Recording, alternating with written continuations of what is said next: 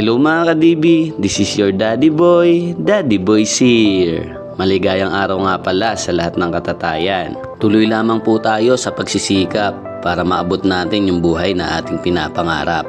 Saludo pa rin sa lahat ng single mom na pinipilit gampanan ng pagiging tatay upang maiparamdam sa mga anak na walang kulang. Dahil para sa akin, hindi ko man lubusang alam yung katangian ng isang responsableng magulang. Pero bilang isang padre de pamilya, ang tanging nalalaman ko lang ay maibigay yung kanilang mga pangangailangan.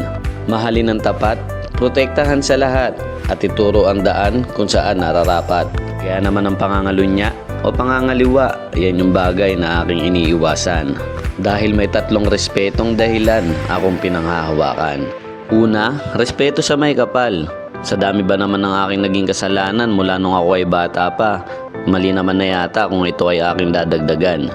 Pangalawa, respeto sa mga anak ko. Ayoko silang magdamdam. Ayokong lumalaki sila na meron silang hinanakit na nararamdaman. At ayoko magtanim sila ng galit batay sa mali kong kagagawan. At syempre sa pangatlo, respeto para sa aking may bahay. Dahil sa nakikita ko, sa pagmamahal niya sa amin ng tunay, pinipilit niyang mabuo ang aming pamilya at gawin itong matibay.